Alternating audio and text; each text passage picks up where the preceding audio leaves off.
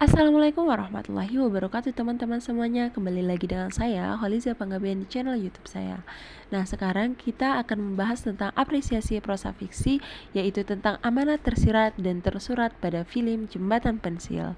Nah, masuk ke dalam pembahasannya, sebelumnya kita harus mengetahui terlebih dahulu apa itu amanat. Nah, amanat itu merupakan pesan pengarang yang disampaikan kepada si pembaca melalui karyanya.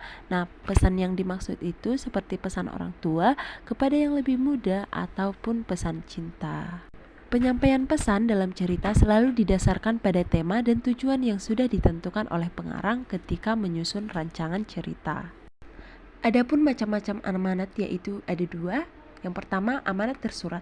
Amanat tersurat ialah amanat yang dijelaskan dalam kata-kata sebuah tulisan, di mana amanat tersurat ini merupakan cara pengarang menyampaikan pesan ataupun amanat yang secara eksplisit ataupun jelas dijabarkan dalam kata-kata sebuah tulisan, atau secara eksplisit yaitu si pengarang mengemukakan pesannya secara langsung ataupun tertera dalam cerita tersebut.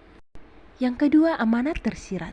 Ini merupakan cara pengarang menyampaikan pesan atau amanat dengan sengaja tidak dijabarkan secara tertulis dalam sebuah cerita.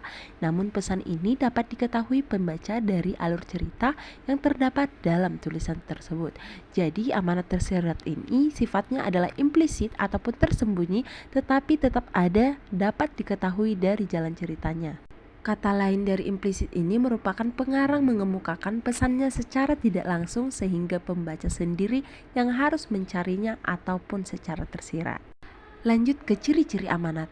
Nah, biasanya ciri-cirinya itu terdapat di akhir cerita, di mana si pengarang akan menyampaikan pesan moral lewat tingkah laku tokoh yang ada di dalam cerita tersebut.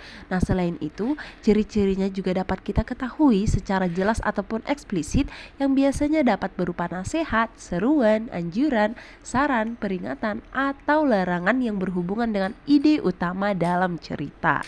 Nah, contoh amanat tersurat pada film Jembatan Pensil ini yaitu ketika peristiwa salah satu teman Ondeng mendorong Ondeng dan mengejek karena nilai matematikanya jelek. Lalu Pak Guru pun mengatakan bahwa Ondeng bisa melukis.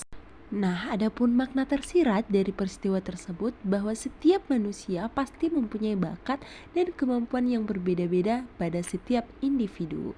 Jadi kita sebagai manusia yang mempunyai akal tidak boleh langsung melihat dengan sebelah mata dan hanya menilai dari kekurangannya saja. Nah, begitulah pembahasan kita tentang makna tersurat dan juga tersirat pada film Jembatan Pensil ini. Terima kasih. Wassalamualaikum warahmatullahi wabarakatuh teman-teman.